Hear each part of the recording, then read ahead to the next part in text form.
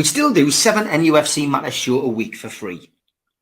But if you want to help support NUFC Matters, then there are a few ways of doing it. Hit the like button on each live broadcast and video. This helps the channel grow. Hit the subscribe button and select the all notifications bell so you don't miss a single show. If you want to help us financially, then you can join the channel using this button with the membership starting at $1.99 a month. Or you can drop us a donation in the chat using a super sticker. We're also looking for sponsors. If you'd like your brand advertised on the flyers for the show and featured during the ad break, then email John at nufcmatters.com to arrange today.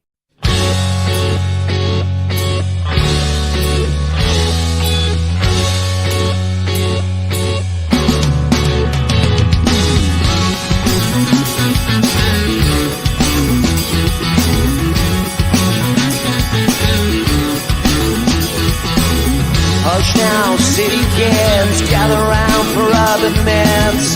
Hush now, city kids. When it came to me after so long, I didn't have no choices in the streets where I was from. When I think about the pain, I didn't have no choices. I took what I had sworn. Hush now, city kids, gather round for urban myths. Hush now, city kids. But you know, the wouldn't let you have it any other way. Good evening, welcome to NUFC Matters, the fans forum, the start of another week, and it's welcome to George, Barry, Darren, Kevin, Ian, Spenny and Pablo as we take you through their opinions of yesterday's game and talk Newcastle United. And it was a 2-1 win against Tottenham. Tottenham, of course, must be getting sick of coming to St James's Park and leaving with nothing. A game probably where they deserved a little bit more, I would have to say. They should have got something out of the game at the very least. The stats tell you that, but the only stats really that do matter in football, as we all know, is how many times the ball go in the back of the net for you and the opposition. Newcastle scored twice, and we scored. They scored once. So from our perspective, 3 points on the board, 7 points out of 9, through to the next round of the cup. We should all be very happy, George, shouldn't we? Absolutely delighted. Couldn't be happier. Except what a bloody shambles. From the minute they saw the team, why was Tenari, keeping this bloody bench warm for half the game when he just started in the previous game? Surely there's an old maxim about playing a winning team. Well, surely that's where it should have started. I mean, he wasn't just good on the other night, on Wednesday night. He was outstanding, and yet the manager decided not even to start him. I thought Lewis Hall might have been back on, but he left Lloyd Kelly. And in fairness to Lloyd Kelly, I thought he was one of the few people that didn't do his reputation any harm. But after that, I've never seen such a disjointed performance. Even with stars, people like Gordon and Joe Linton was off again, and Dan Burn. Distribution. They didn't know how to find each other. It was a disgrace, absolute disgrace. And we've got our number one goalkeeper. I don't know what they do on the training ground over there. I'll have to go up and have a look. I'll have a look out my bedroom window when they're training, because they obviously don't do any kicking, the goalkeepers. We've got 5 goalkeepers, and we'll pick a one that can't keep the ball on the bloody pitch. Can't find his own team. It's absolutely shocking. And even worse, when the Spurs goal came, why did he palm it? I mean, it beggars belief that these are people who are paid hundreds of £1,000s a week, not just a year. And it was difficult to find. As I say, Lloyd Kelly didn't do himself any harm. The plus, well, they stuck together. I mean, the shot blocking and defending was second to none. You can't do anything but praise them for that. But as a spectacle, as a football spectacle, you said it at the beginning, Steve. The stats are painful. From possession all the way down. You know, that Spurs had more than 20 shots. We had 9. We had 9 shots we're at home. Anthony Gordon just isn't the Anthony Gordon we know. Whatever's how admitted in his press conference last weekend that there'd been a lot of upset in the dressing room. Well, I don't know what it. Well, I've got a good idea what it was about, but it seems as though it's not stuffing out of some of them. And you see somebody saying about Gordon's body language. Absolutely right. The plus about Gordon, even when he wasn't playing well, is he became he was like a nasty little wasp. The defenders, you couldn't get rid of him. None of that at the weekend. There was twice he could have run back and supported his fullback. He started but stopped halfway and let the Spurs player go on. It was a shocker that we won 2-1 is just down to the incredible goal scoring skills of Isak. Murphy, for once, I've got to agree with. I'm sure Darren's going to have a lot to say. He came on as impact sub. He made an impact, all right. His first 4 passes went the wrong way. Fortunately, he switched his head on when he got the through ball from Joe Linton and realised that he had Isak on his left-hand side and did the sensible thing and played it across so Isak could tap it in. Now, if that had been Almiron, you know what would have happened? Almiron would have put that ball at the top of the bloody laser's head and he wouldn't even seen the goal. But Murphy at least had the football brain to be able to tap it across the goal and let Isak score what was an easy goal.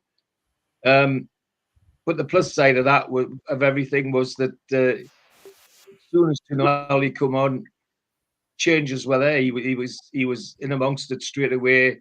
Played some good balls and made some good blocks, made some good interceptions as well, and definitely made a nuisance of himself. The Spurs.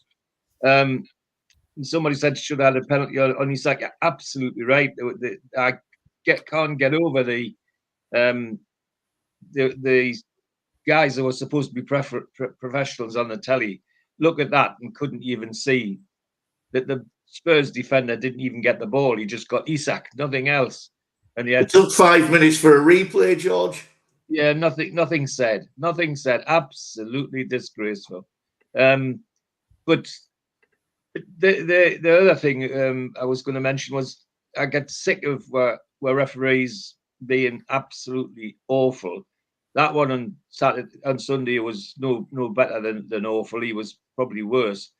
But I think a good game, George. He needed a new linesman because the linesman obviously had pulled a hamstring or something. How long should it have taken for the 4th official to take his bloody tracksuit off and get on the pitch? They didn't do that. You know that they actually. I think it was the 4th official, George. I don't think the original linesman turned up.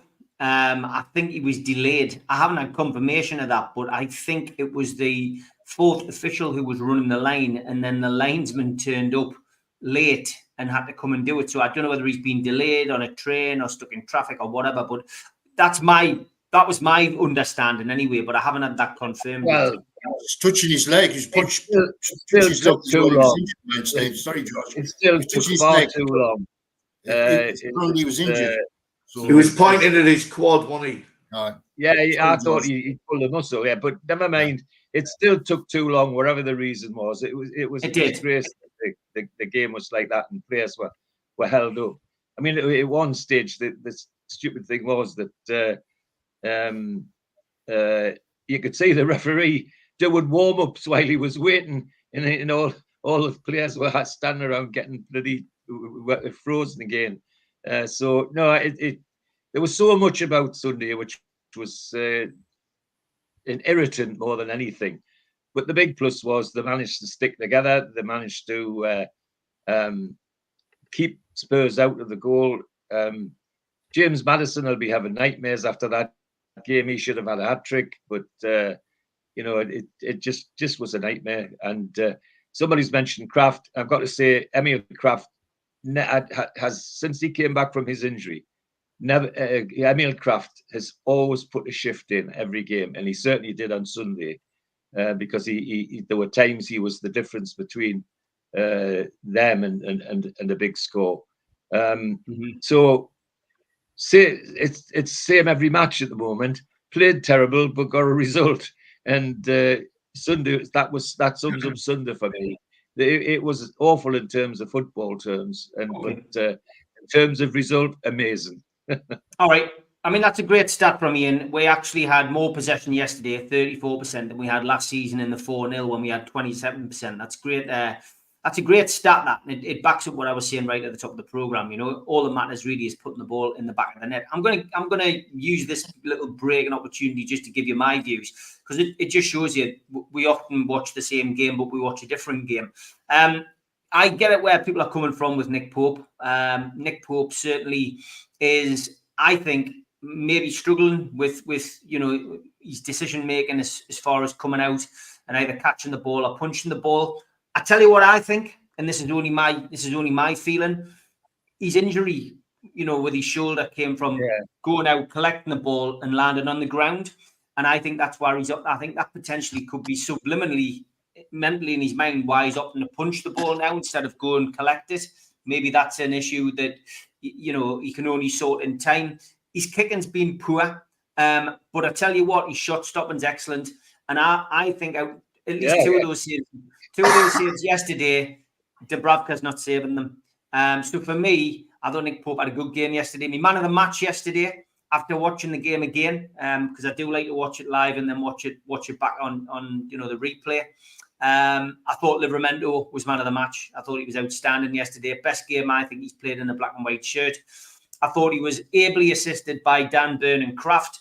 People can point to the own goal, but it was such a look. He couldn't get out the way of it. You know, what do you want him to do? If that ball's going in, he's going to make a go for it. He's going to try and clear it, and it's just one of them things. I probably blame Pope more than Burn for that goal, but I couldn't fault Burn after that. Burn had a really good game yesterday. Kept it simple. When in doubt, he kicked it out. Superb performance, good centre-half performance. That's his position. I hate to think he's going to go back to left-back, you know, this season. I think he should stay at centre-half because he's a solid centre-half. I agree with everybody. Kraft, again, another good game. Got a slight injury yesterday, withdrew from his international team today, but he'll be okay in 2 weeks' time. Big decision for Howe then. Do you take him out and put Shaw back in? Because Kraft hasn't really done anything wrong. I'll disagree with George on Kelly. He's not a left back. No, he's not. I think we're split 50-50 here. I think Kelly gives the ball away just as much as Lewis Hall gives the ball away in that position. And I didn't think he had a very good game yesterday at all. So it shows you can be watching the same game but different games. I thought we're midfield. We're below par again.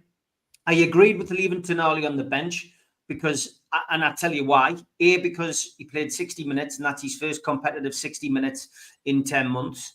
B, it was against the Nottingham Forest reserve team, so we couldn't really get a good feel for whether he's back into the Premier League way of things. And C, because it was a secret weapon for Eddie Howe. He knew that if Newcastle were below par and perhaps losing the game at the weekend, that when he brought Tonali on, it was going to give us a lift. So I think it was the right thing to do, leaving him on the bench. He did enough in his 30 minutes cameo. I mean, he came on 68 minutes, I think. Obviously, there was a bit extra time as well. Just short of 30 minutes. He did enough to show me that, he's a baller. He's got a great touch, and he's got a great eye for a pass. And I'm looking forward to seeing more of Tonali this season. Joe Linton, best game of the season so far. However, still way below his usual standards. Seems to be a rather petulant attitude at the minute. Could have got himself, into serious bother again yesterday with a different referee. Bruno, biggest disappointment for me. He worked his heart out as usual. Ran all over the place. He didn't display. He didn't play a captain's innings yesterday for me, using a cricket terminology. And the biggest disappointment for me was that, when Spurs got the equaliser and it's 1-1, he should have been on that pitch, geeing everybody up, giving everybody a clap, telling everybody to get their heads up and let's get back ahead in this game. He stood in the centre circle, waiting to take the kick off with his hands on his hips. I was really disappointed in Bruno's, display as a captain yesterday. Anthony Gordon, George has said it all. I thought Gordon, Again, there's something not right with him. Somebody's already mentioned in the chat that when he switched to his more, the role he likes to play was probably better. That's why we brought Murphy on, because I like about 52,000 others were scratching my head when, what on earth are you bringing Murphy on for? But I think maybe it was to bring the best out of Gordon, which sure enough he started to pick up playing in the position he likes to play in. Barnes, apart from his goal, flattered to deceive. He's not gonna do what Anthony Gordon was doing last season. That's for certain. But he scores goals, and so he's a vital part of the playing squad. But I don't think he's doing enough at the minute to warrant a place in the starting lineup. I still think that's something that he needs to work hard on. Murphy, as usual, just come on and does what he's told, and played his part in the game. And Alexander Isak, he was basically isolated for most of the game. But when he was needed, when he had to put the ball in the back of the net, he was in the right place at the right time, and that's what all good strikers do. He looked like he was towing a caravan. He defended very well as well. He looked like he was towing a caravan to me, George, at times. I thought his acceleration up front was lacking. I thought what Gordon did better than Isak yesterday was closing the goalkeeper down. Isak didn't seem to have any interest in that. People next to me were saying, is Isak injured? Is there something wrong with him? I don't know. There's just something didn't seem quite right about him yesterday. But I think he spent too much time trailing back for me. Maybe that was it. Special mention for Kieran Trippier. Thought he was superb on the sidelines, especially when that free kick was being lined up and he was basically out shouting instructions. I mean, he looked every bit the manager on the sidelines, but I thought that was superb. And I was disappointed that we didn't see Asula in some way, shape or form yesterday, even given him, he should have really featured against Forest.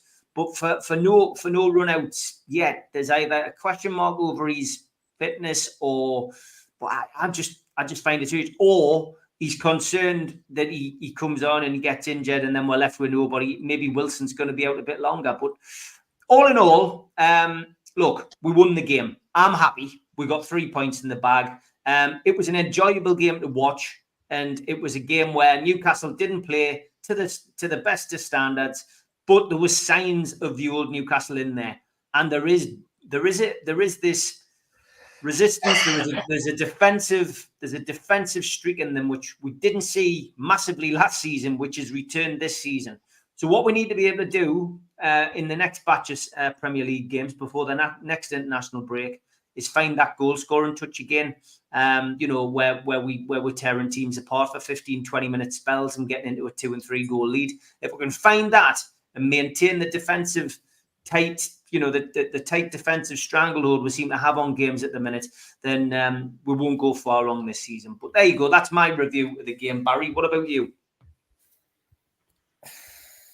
It's a hard one, isn't it? Because you look at it, and I totally agree with what you say, Steve. You're going to look back at the end of the season, you look at the result, and you think that is a great result against Spurs, who are going to be up there or thereabouts in the top 4, top 5 teams.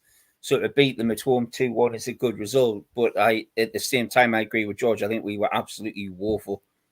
I think the amount of balls that went astray, the passes that we couldn't string 2 and 3 passes together. And it looks as though the energy's just been sucked out of the team. It's like last season, one thing that I know we had the injuries, which obviously I think is something that maybe is having an effect on this, but we still had the amount of effort was there, the pace was there, the speed around the team was there. It seems to have gone completely, or I was listening, I watched the game afterwards, but I listened to it on Radio Newcastle as usual, and they were saying how Bruno was getting outpaced by James Maddison. It was like a bloody tortoise, and you think it's absolutely spot on. He was getting left for dead on some of the moves, and you just think, where's this energy gone that Howe normally has them full pelt all the time and getting stuck in and just right the way across it. I mean, we were talking before there, did anybody come out of it with any sort of pride? And I don't think they did. I think looking at it, I felt so sorry for Byrne, because I think apart from the own goal, I think he did okay. I didn't think he did too much out of place. I probably agree with you. I think Livramento was probably the one who shone above everybody else. Listening to talk from people at work and stuff today, there's rumours going around that Pope's got another injury, that he's not 100%, which would explain why he seems to be really hesitant. I'm praying like mad that this story about trips going to Turkey is not true, because for me personally, I'd be playing Trips and Livramento as the two fullbacks, because I don't honestly believe we've got a left back. I think Hall's not turning out to look anything like the player we want him to be. Target's not going to get a look in. I don't think Kelly's a left back. And I think for me, if I was Eddie Howe, I'd be playing Trips on one side and Livramento on the other, because they can both play on the opposite sides. But I get the impression that's not going to happen. You missed Matt Jones out. He played against Sunderland, didn't he, for the under-21s, and he looked absolutely woeful. He just looked totally off the pace. I felt sorry for Barnes. I thought Barnes was doing some decent stuff. I agree he's nowhere near as good as Gordon, but for me, Gordon was absolutely woeful. He didn't look interested, and Howe seems to have this reluctance to take him off no matter what. He seems to change people around him rather than taking Gordon off. And I personally would have took him off. I know Murphy did absolutely nothing for the first time in absolute ages. I agree with Darren. I thought Murphy was shocking as well. But like you say, at the end of the day, we've got the 3 points. We've got 7 points from 3 games. When was the last time that happened? So you look forward to them coming back after the international break, but you hope like hell that Eddie does something about it before they come back again. Yeah, I mean, look, 7 points out of 9. It's a good start of the season through the next round of the cup. But yeah, I get where people are feeling, why people are feeling disappointed, because we haven't really clicked yet. And even Eddie Howe's accepted that. And it's his job to get them to click. What's your thoughts, Darren? Third of all, I would say hello to Jocelyn because she's watching the programme. And what I will say about the match is the crowd was quiet too, Steve. It was like before the game wasn't much atmosphere, was it? I don't think. Yeah, I would agree. I would agree with you. I do think people were probably still clicking over the transfer window in their mind and that kind of thing. But yeah, it just didn't have the first. 1:30 on a Sunday, mate. I don't like it, Steve. It's just because it's too early, isn't it? You know what I mean? It's like we're playing Man City 12:30, 2 weeks time, 3 weeks time. So it's just rubbish time. Right. Where do we go with negativity? Well, the first positive, like say Barry said, 3 games, 7 points. You couldn't ask for any more than that, could you? It's a good start of the season. But the super negativity starts now. Murphy comes on, gives the ball away 4 times in a row. He's had a good pre-season, but I'm sorry, he's no good realistically. He's shocking. Yes, he got an assist. He's only good in space. He looked his left, he knows he's that, but he's no good. At least he tries, does. I know, but tries and he could only if we want to be the regular top 4, top 6 teams. But one better players. But I'll say now, he tries. And I'm saying, but my opinion didn't try, and Gordon didn't try in the first half for me. I know. I'm saying this is my opinion. I'm not bothered. Gordon's not the same player. I had to make something's up. Yeah. Nick Pope hang his head and share. I can't agree with you, Steve. He's probably main over Matt. His arm injury, or think he'll kind of break his arm again. Should just catch it. And I do think Dan Burn should have cleared it off the line. I do think that's it. Put his own net. He's done all right, Dan Burn. But like Kelly, he's a centre half. We've done okay left back. Good cross for Harvey Barnes' goal. And I do agree with putting Tonali on the bench because we only drew against Forest, but he's I would have played the midfield 3 who played. Joe Linton, I don't think he had that much of a game. He should have been sent off, I think. Longstaff, he works hard, and Bruno. I'm sick of Bruno, like when he's doing the tackle, he's gone to the crowd. I'm sick of it. Like revving the crowd up. Just play the game, mate. We know you can do it. Again, Kraft, I've got to say Kraft had a good game. He comes in good 110%. That's all he asked for. So probably Kraft had a good game and Tino had a good game. But we didn't get beat. That's the main thing. Got 3 points and went 7 points if top. So it's still good. Only positive they ever got 7 points, but a lot improving needs to be done. Okay. Over to you then, Kev. Rinse and repeat at the end of the day. But one big key area for me is, and which was driving me through a wall, was our inability in the centre of midfield to release the ball quickly. Yeah. We held on to it too long, and they just pressed because they played with pretty much a 6 near enough. What it looked like half the time, we just left 2 centre backs there, and with their high line, their high full backs, you're going to have 6, 5, whatever the number is, so outnumbered again. So that again, it's the same old adage come from me. Is what if I see it, they should be able to see it. They've got analysts in the stand. They've got all this technology, what you can use and heat maps and where things are happening. But if I can see from 6,500 miles away near enough on a TV screen from my vantage point, I'm sure they can. So again, it was just like Joe Linton receives the ball and he gets pressure up his backside. Well, just release the ball quicker. Move it on. Keep the ball moving. If you move the ball, they have to move it. And I tell my players, and it's a weird analogy, but the picture changes every time the ball moves in the game. The picture changes. Everybody has to shift. Everybody then we can go forward. Then we can do that. But again, I agree with George. Our distribution from even midfield centrally, even maybe not Kraft to a degree, but like Dan Burn, Kelly was poor. It was A, overhit, B, put into whatever stand, not into feet, because Isaac's not going to win that ball. You could just tell. Every time Nick punted went long, he just stood there, watched and think, how the hell am I going to get this against these two? It's not his game. We need to play through the thirds and move the ball quicker, and it didn't happen. But again, I have to give props to Harvey Barnes. I thought that was a wonderful finish on a half volley when you open your body up and put it in the opposite side. Yes, he might not have the greatest game, but I tell you what, Lloyd Kelly didn't either, and he got an assist, and Harvey Barnes got a goal. So if you look at it from a statistical standpoint, it's apples and oranges. You know what I mean? It's how you look at it.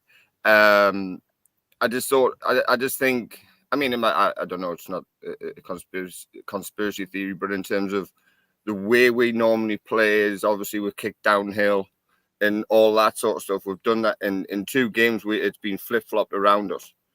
Not saying that we're fit, but even Eddie Howe's come out and said we're not fit enough. I mean, I played on that pitch, and it's difficult running up that park when you be playing 75 minutes and you've got to go track and try and score towards the Leazes end and try and get something out of the game. It's difficult. However, we should be able to, we're used to it. We should be able to adapt and understand how the game was, how it's going to be played out. So, for me, ball retention's got to be better. I wouldn't say, and I slightly disagree with you, Steve, in terms of Isaac with his press, because the way they were trying to play out, I think we were forcing them down our right-hand side a lot. And I think he just hung out on the edge of the 18-yard box and stopped that ball going outside, down our left, their right. So it's like a counter-press man-to-man. So if Gordon was pushing the goalkeeper, you come in to force him onto his left side. So I can see where he come from. It didn't look like he wasn't pressing, but he was, but it was half and half. So if the ball did get bypassed Gordon or whoever was pressing at the time, then he can go and press down that side. But at that point, everybody else has got to follow. Everybody else has got to sit in behind him. And you've got to go together, Kev. What?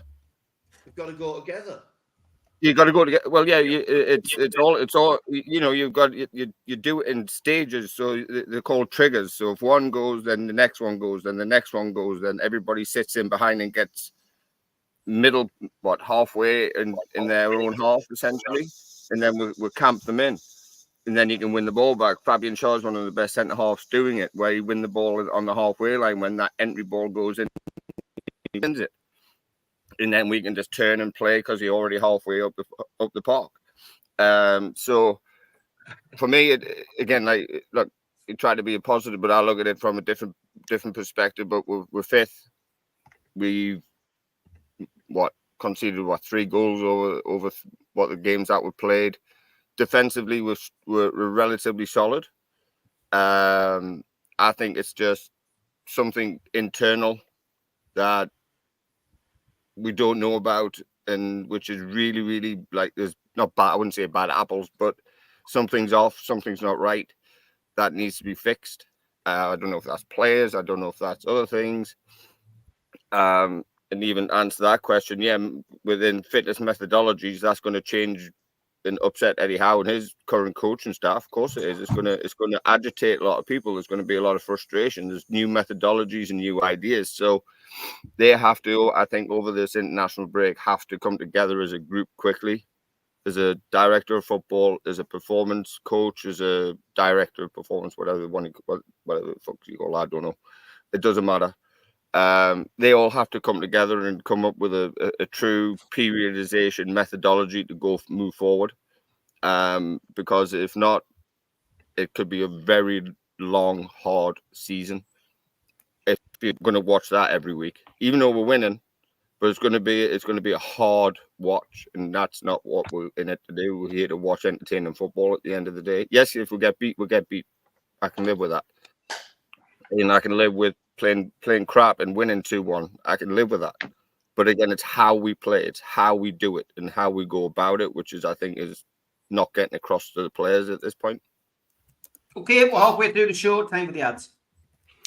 A big thanks to all our sponsors, Skips and Bins. You can find them at skipsandbins.com. Contact them, www.skipsandbins.com/contact. Say hello to low-cost waste disposal with pay-as-you-go and contract waste management. A big thanks to Mr. Vicky's Sauces, handmade in Cumbria. Their website, mrvickies.co.uk.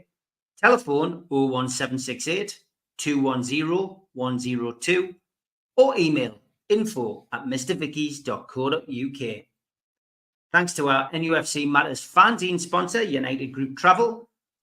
Travel and Tourism Award winners 2024. There are no strangers on our tours, just friends you haven't met yet. All excursions included, 3-star plus quality hotels, no interchanges, a 2-crew driver and courier. It's a local family company, and you can find them at www.unitedgrouptravel.com or telephone 01670 632 460 or mobile 0791 666 4174. Big thanks to Media Arts for all the help with the technical side of things. And if you want to help support the channel, hit the subscribe button. We do 7 shows a week. Hit the thumb up under the video. That's the like button. It does help us grow. And click the share button. Help share to your social media. If you want to join the channel for as little as $1.99 a month, then hit the join button under this video today. We also help the food bank on this channel. Visit nufcfansfoodbank.co.uk. It takes you to the matchday bucket where you can donate some money virtually. Some events for your diary in aid of Dementia Matters. The Long Sands will be reforming and be supported by Lilac Lane and the Chris Norris Band at the Cluny in Newcastle on Saturday, January the 4th, 2025. Tickets are £15 pre-sale from newcastlelegends.com. An evening with Peter Beardsley takes place at the Tyneside Irish Centre on the 10th of January 2025. Tickets available from newcastlelegends.com or from Woucher. And an evening with the Entertainers takes place on the 24th of January 2025.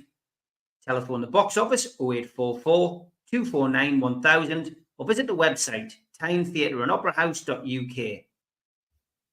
And the Magpie Lounge at Gateshead Leisure Centre is now open. 7 talk-ins for £99. Joe Allen will be hosting talk-ins with Lee Clark, John Anderson, Steve Howie, Darren Peacock, Supermac, Steve Watson, John Beresford, all between the dates of January and July. £99 for 7 talk-ins, newcastlelegends.com.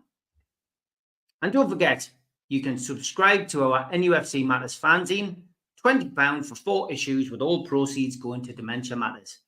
If you live overseas, it is £50 for 4 issues. To order now, go to newcastlelegends.com. nufcmatters.com. And thanks to everybody who has subscribed to the fanzine. 70 people subscribed now, and big thanks to Keith Gray as well as Stu Penman. They both donated 200 quid to Dementia Matters over the weekend. Stu was part of the bet that didn't get taken up. He donated 100 quid to the food bank, which of course was doubled at the bucket on Sunday as well. And 100 quid went to the Dementia Matters as well. So thanks to Stu, and thanks to Keith Gray in the chat, who said he would double it if Stu did that. Thanks very much for that. Captain Keithart says, what happened with the fence? Does anyone know? Well, yeah, we've got a picture of it to show you. Yeah. This is what happened. It got took down. That van was parked there. I'm not sure whose van it was, but yeah, that all ended quite sensibly, it has to be said. So ultimately, the fence is no more for the time being.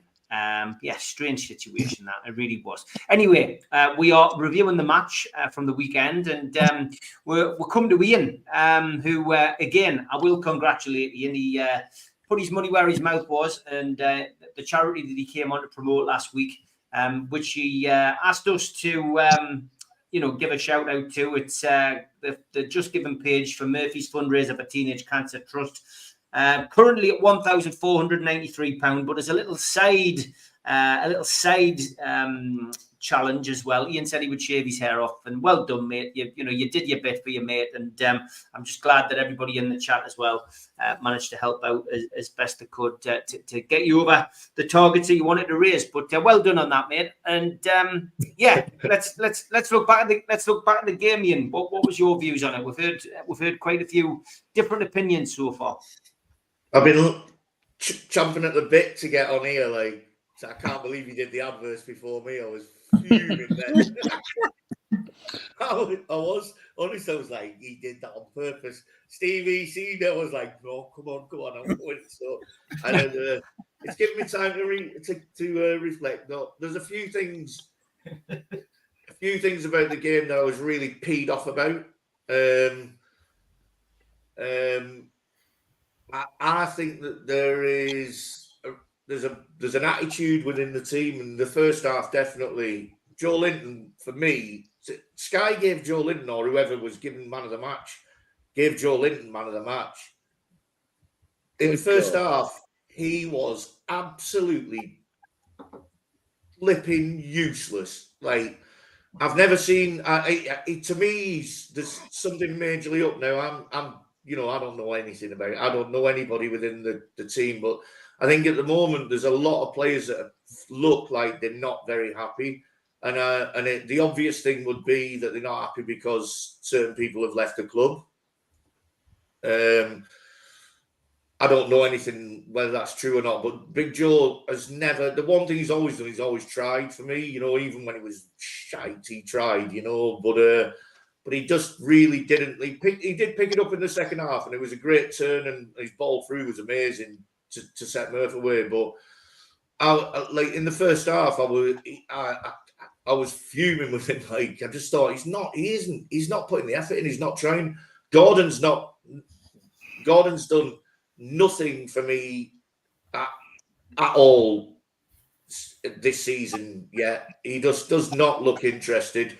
He's obviously got the ump because the hierarchy tried selling him to Liverpool because they dropped the knickers, And there's just a lot of players who are basically, for me, they're not giving 100%. And if you're playing Premier League teams at 98%, you're gonna come unstuck. I was honestly, that's the first time for since the takeover that I've thought, like, these aren't trying. That's the one thing we've always had. They've always tried for me. People might say like that I'm being negative or whatever, but that's what I got from that first half. I was really peed off about it. Actually, I was watching them thinking these are not trying. They're not playing for the team. Second half, it got a lot better. I can't disagree with other than the Joe Linton thing you said, Steve. I can't disagree with much you said. All the other lads, to be honest. I thought Tino was decent. I do think Murphy, what he lacks in quality, he makes up for it. At least he tries. You want more than that, though, Ian. I want more than that. No, I do. Yeah, I want more than that. But I tell you what, it's not good enough. It's simply not good enough. No, I agree. But if there's players going to be on that pitch trying to not swear here because I know that Albert's watching.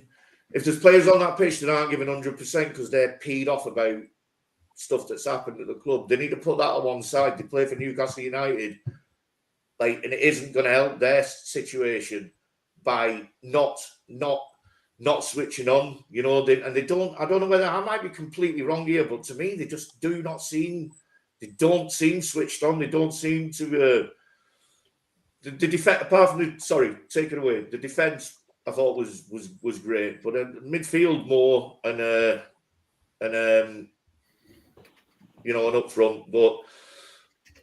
But second half they started trying. It looked like they were working then, and it got a lot better. And I think Tonali changed the game for me.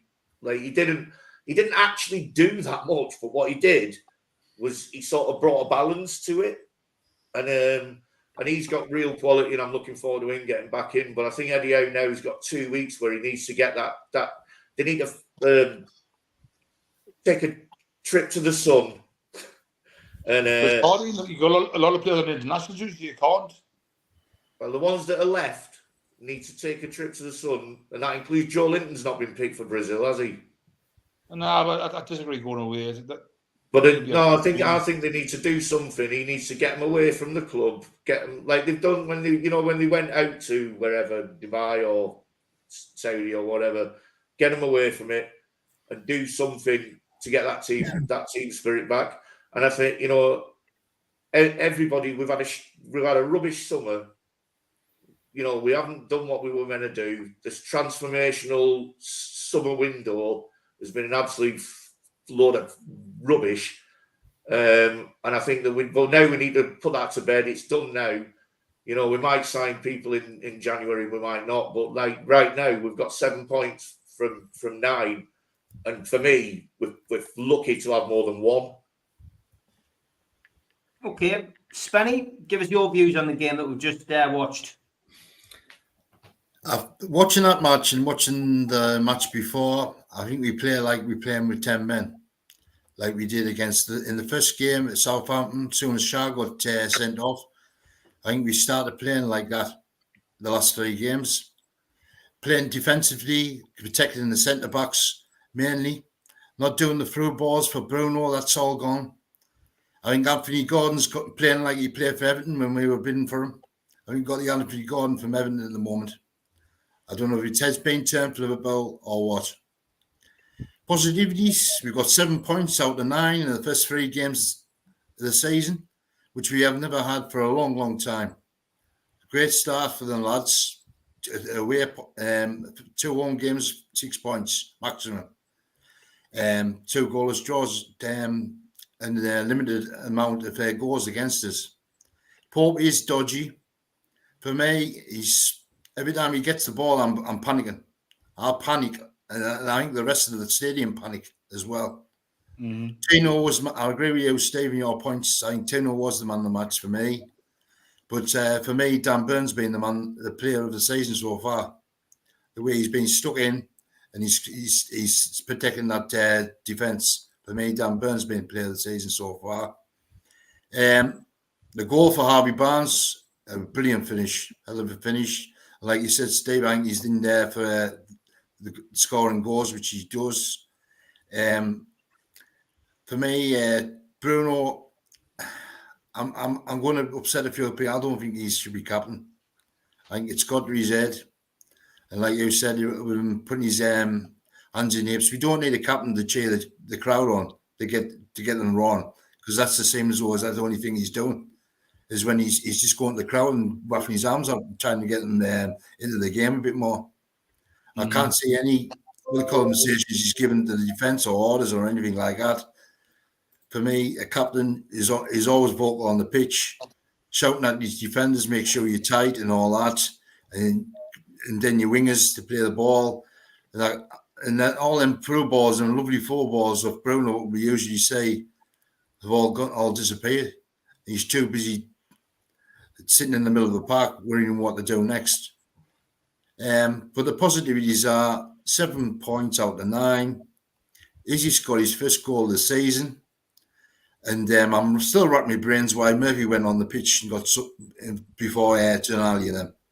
because absolutely I couldn't believe it. Why the hell he put Murphy on? And Murphy is not even a championship player for me. You should have put them back off, shouldn't they? When you come on the pitch. I was thinking that the same, Darren, when he was playing. Right. I was saying, what are you going to sub Murphy? Because he's absolutely crap. Mm-hmm. That's my point's gone, Steve. All right, mate. Good stuff. Pablo, it's always difficult going last when everyone's had their say, but have you got a different spin on it? I think first and foremost, I mean, the lads have obviously dissected the player levels. First and foremost, unless you're Barcelona, Real Madrid, Celtic, you know what I mean, they'd want to win their first 3 games. We've got 2 wins and a draw. So other fans of other clubs are going to be sat listening to us thinking, are you lads absolutely mental? However, we follow the club. We look at it intrinsically. What stands out for me is we're not talking about how poor we were tactically. So he's obviously setting them up right. What all of us are talking about, I get the collective here, is the attitude of players, the way the players are looking. For me, that I've got a saying in life that shit flows down. Clearly, there are certain I mean, look at Tonali's face. I mean, it's as simple as it sounds. You look at Tonali's face when he's itching to get on and when he's on that pitch, as opposed to looking at Joe Linton's. Joe Linton looks like a child in a playground who's had the ball taken off him. So that's worrying. And for me, tactically, we look all right. Them things can be sorted out. But the hardest thing to sort out is enthusiasm in a club, or where a player has where is his motivation. Now, to me, that seems to be flowing down. I've watched Eddie Howe for the last 3 weeks, and that man looks downtrodden, beaten. He's not the usual positive kind of Eddie that we like kind of love. So is that, for me, there's a disconnect somewhere upstairs, and I don't think it's with Eddie Howe. So my own personal opinion is the new guy, Paul, who's come in, I think there's a rupture between them two. They can't meet to wherever it needs to be met on players. I mean, if we'd have done this show on transfer deadline, I'd have been banned off the internet because I was bouncing. I was messaging you all. I was fizzing because I'm like, I've got out of my head. I've got championship manager on. I'm telling Eddie how to buy him. You know what I mean? And we're talking about Nick Pope. I agree that mentally, I was never that confident in Nick Pope, although I appreciated what he did. For me, he's not the answer to us. And I'll say it again, like I do in the chat. Why are we at Newcastle United watching a lad go from Arsenal to Southampton, who are going to get relegated, who is a better goalkeeper than Pope, for 25 million? Why are we not stepping in? You know, so for me, there's something not right with the ideology of who we're bringing in and what we're bringing in. I'm sick of Eddie Howe. I'm not sick of him. I'm sick of him saying, well, we need to bring the right player in. Hang on a minute. We've just talked about the left back position. Each and every one of us highlight this left back position constantly. Square holes and round pegs and all that jazz. Lewis Hall isn't a left back and he's not up to standard. You know, fair play to the lad. He may get there and we all hope he does. You talk about Target. You talk about maybe moving Dan Burn out, which would be absolutely insanity because he has been top class at centre back, which is what we all called for.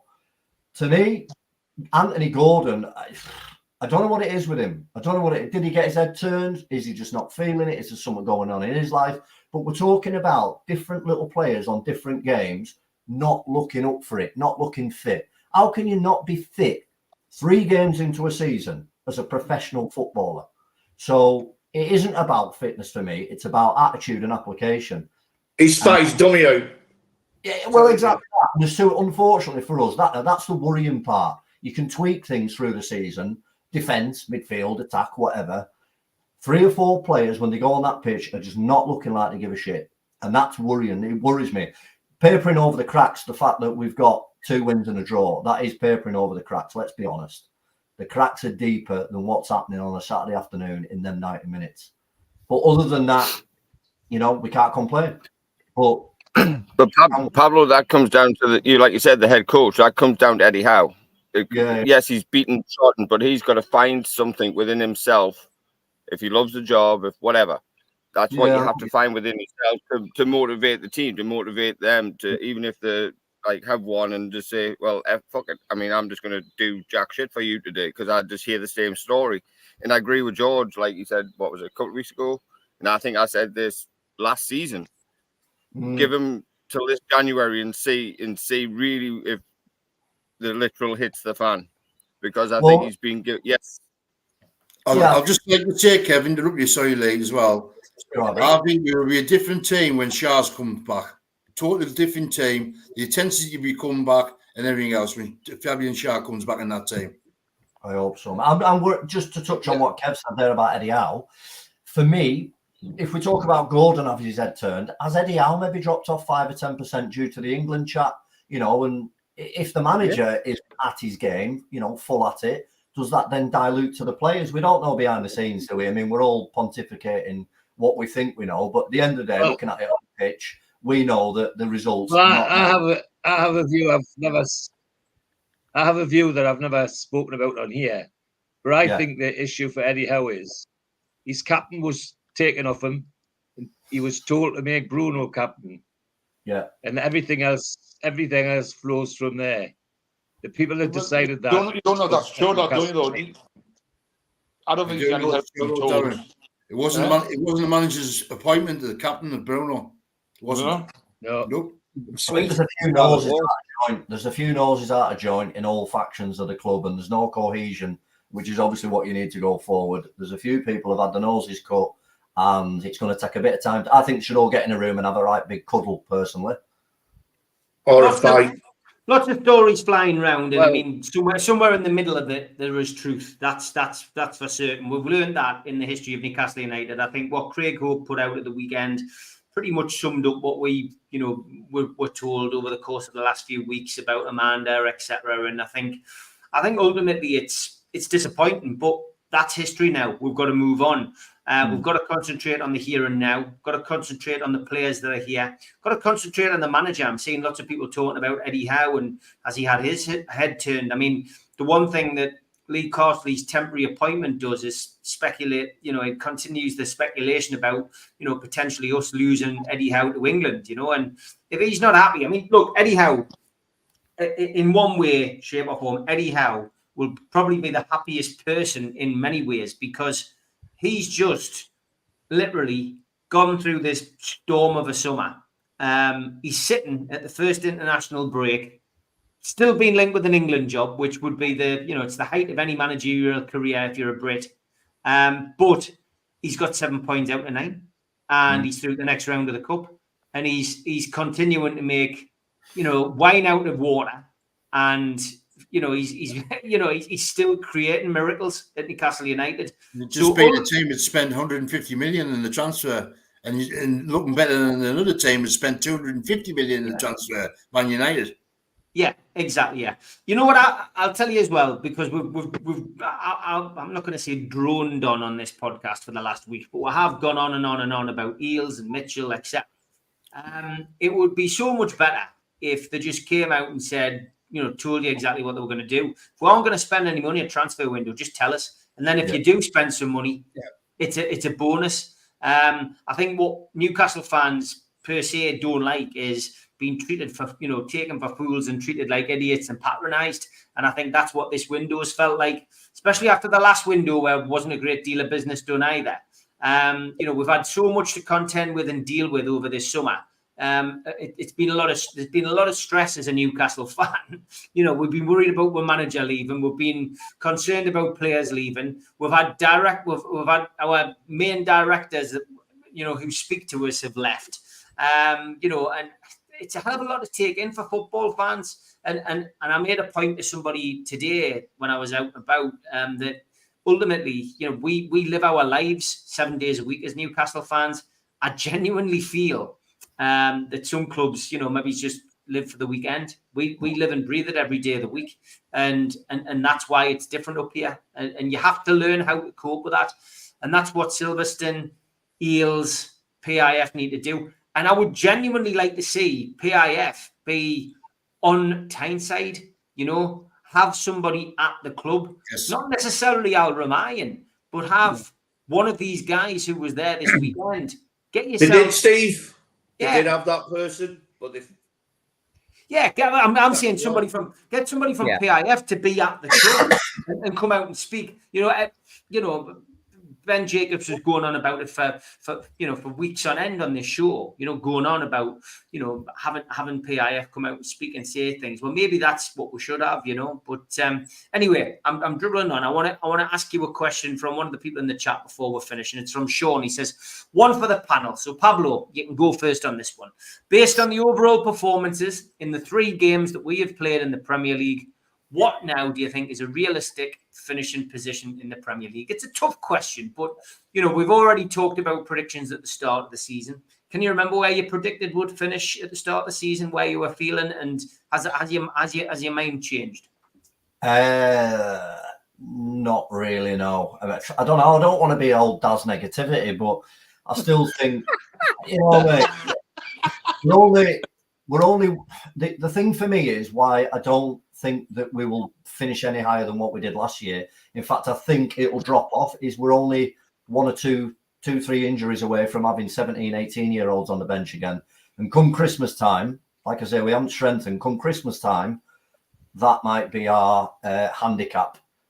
So my mind hasn't changed. Although we've started well, I've still got that in the back of my mind. We're going to be 7th or 8th. I'm sorry to say. I hope I'm wrong. All right. Okay. Spenny, what's your thoughts? Are you still looking at European football, or? My prediction was 3rd. I'm going down to 5th now because of the transfer You said window. 2nd, Spenny? I said 3rd. Arsenal was 2nd. 5th I'll put down now. I think we could get 5th because of the transfer window, what happened in the summer.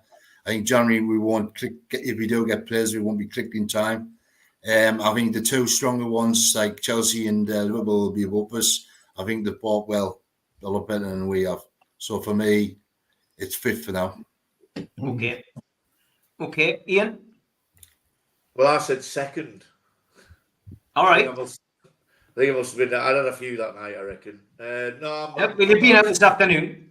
Yeah. No, but I'm being realistic. I still think we do okay. I think we do well this season. I think we come 5th. I think Eddie's going to turn it around. Hold on, you've said you think 5th now. You've gone from 2nd to 5th, or 7 points We out. didn't sign anybody. In my opinion, at the time when I said 2nd, I thought we were getting not a world class, but a very, very good right-sided centre back and a right forward attacking player, and we got nothing, So but I still think I still think if Eddie, when I believe in Eddie Howe, and everybody for me who's saying Eddie Howe's done nothing wrong really. He's just done the best with the hand he's been played. He's not been backed in January. He's not been backed in the summer. You can only polish a turd so much, but he's really good at polishing turds. So I still think we get 5th. He's a champion turd polisher. So I still think we get 5th. Question for you, Ian. There's a rumour going around that your last was idea to get your hair shaved because you look like me. Is that right? No, fortunately, she's not listening. She's got her earphones in. Spenny, so he looks more like George. That's what it is. I'm going to glasses now. I'm going to jump in before you, Kev. I'm going to say that we're going to finish in the top 4 still. I genuinely think we'll finish top 4, and I still think we'll win something this season. So I haven't changed. I think the fact that we've picked up 7 points out of 9 when Newcastle's not playing well bodes well for the future. I'm over the moon that we've got that defensive resilience back, and we just need to click up front. So for me, still top 4, still win a trophy. I'm not changing my opinion. Kev.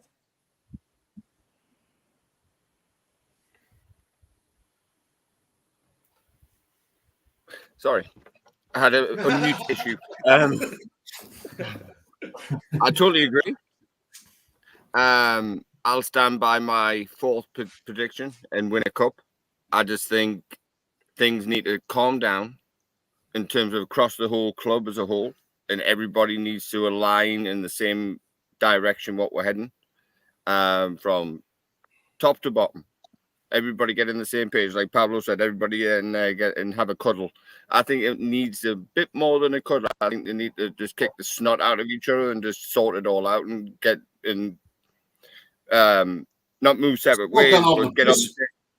Go on out Yeah, with this and get sorted out. Yeah, have a night out, and then everybody gets to know each other. You're right, exactly. Why not? What's the problem with that? You know, get together That as a was team Christmas because party.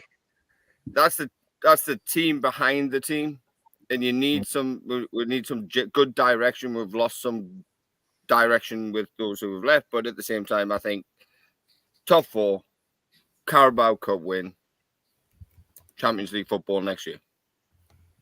Okay. Daz. I kind of with Pablo 7th or 8th, the worst drop 9th, 8th. Well, I'll stick with 7th and 8th, but I don't think we're going to have a good cup run. I've been very disappointed in the transfer window. Centre half and the right side attacker we needed badly. So I'm going to stay 7th and 8th place this season. You said 9th a minute ago. Worst possible scenario would be 9th. 7th, 8th, 9th, 10th. No. I'll stick with. Tell you what, I'll go 8th, 9th, and that's what I think. 8th, 9th. Locked in. Locked in. Steady's having our lives tonight, isn't he? I reckon Steady got his leg over the You did say second, Spenny. I said 3rd, and if we didn't buy it, we didn't transfer I it. know you said 2nd. Please yourself, I said 2nd then. Listen, didn't say 8th, 9th. Well, you said 2nd, you dropped on the 5th. Now you're gone. Okay, then go on, Barry. I think we'll turn it around. I think it's fingers crossed what we're going through is temporary. I think we've still got class players out there on the pitch. I think a fully fit Tonali will help turn the team round. I think we'll move forward. The fact that we've picked up 7 points already, it's a good starting point. Eddie will get them together, fingers crossed, give them a good talking to, whatever, like you guys said, get them playing the right way. They will be paid off after the transfer window. God, the entire fan base wasn't happy with the way it went. There will be paid off that Amanda's gone because, again, the fans feel the same way. It's now, like the guys have said, it's up to Eddie to find a way of saying to them, right, you still need to play for this club. You still need to put the effort in. They need to find a way, if it has happened, where they maybe not as quick as they have been to try and avoid injuries, but still have something about them that makes them stand out like they did at times last season. I think I agree with you, Steve. I think they'll still be there. I think we have improved in certain areas. I do think Kelly will be a good signing. I do like the young kid, the young striker. I don't think I'm hoping that PIF will come in and, like you guys said yesterday on the programme, they're not going to be happy with what's happened over the summer. They're going to be well cheesed off because they want to see an improvement in their investment. So hopefully in January we will bring players in, especially if we're struggling and we're not getting to where we want to be. But yeah, I think we're still going to be there or thereabouts. It can only get better. That's how I'm going to put it at the minute. We've got to be, Barry, because if you think at the end of the year, if we finish like me and Daz said, 7th, 8th, 9th, do you think Isaac, Bruno, Joelinton, they're definitely going to, we're talking about having heads turned, they definitely will have their heads turned. Exactly. And PIF will know that. They've invested huge money in the club. They're not going to want them to leave. They're going to want them to improve. Invested, though, that's the trouble. They haven't what? Haven't spent any money to transfer money. The amount of money they've spent purchasing the club, the stuff they've done up in the club, they wouldn't be looking at creating a new ground in whatever shape that's going to be if they were going to walk away. They want us to succeed. It's finding the right way to do it. And I think this is just a stumbling block, hopefully. Okay. George, last but no means least, give us your view. Where do you think we'll finish? Have you changed your mind after watching the first few games? Moderated from 3rd to 4th, I think. But I still think we've got the players, if you can harness them, get them back together again. And I don't think it's any accident that the chairman came with 2 of his right-hand man at the weekend. And I suspect he was banging heads together. Because I'm reliably informed from another source that he pulled the plug on the Crystal Palace deal. It was the chairman said out. Not the director of football or any of that. So if he's started banging heads together, he needs to, because if can't shake off this difficulty there seems to be in the dressing room, then we'll struggle to get in the top half. But I'm still confident enough they can. Eddie Howe can, and we'll finish at least fourth. So, still looking forward to the rest of the season. As always, Mr. Positive. I'm a greedy little duck. I want to see it all. Wouldn't surprise me if we won a cup, especially as I've painted the bloody rattle now. So, it's all ready to go, and I'm ready to go as well. But there needs to be a big sort out. There's no doubt about it, and they've got to demonstrate to Eddie Howe that they are backing him, and not just the chairman saying we want to be number one, because that's what he promised us. You want to be number one. That's what the chairman promised us. So he's got to do something about that to fulfill his promise, hasn't he? Especially when you've got 11 players out of contract at the end of the season. Yeah, that's going to be a big summer. Big summer. Yeah. One thing I didn't say before, sorry, Steve, was I didn't say thank you very much for everyone who donated. There's a lot of people on the panel here and a lot of people in the chat who donated to get it up to nearly 1,500 quid when it was actually at 600 quid, which would have only made the charity, I think, 150 quid. That's what people do. It was 450 quid just to jump out of a plane. Mm-hmm. Then, so when they were at 600 quid, and my mate went, this is a bit rubbish, I approached you, Steve, and asked you to do us a favour. And obviously I know the channel backs Dementia Matters and mostly, but you did it for us, and there's another grand in there now, basically. So thank you very much to everyone. Great stuff. Fantastic. Great show. Thanks to Pablo, Spenny, Ian, Kevin, Darren, Barry, and George. I'm back tomorrow night. We're going to have a little chat between me and the panel in the chat tomorrow night. We'll do this every now and then. So it'll be a live Q&A with me. And on Wednesday night, Geordie's here. Geordie's there. Super Mac and Gibbo Thursday night. And Friday, we've got the three amigos. And Pablo's just showing off his hat there. He's managed to get a few badges. His lass has treated them this week, which is very nice of us. Very good stuff. Don't forget to subscribe to the fanzine, newcastlelegends.com. I'll see you tomorrow night at 6 o'clock. Cheers, boys. Cheers, lads. Everybody.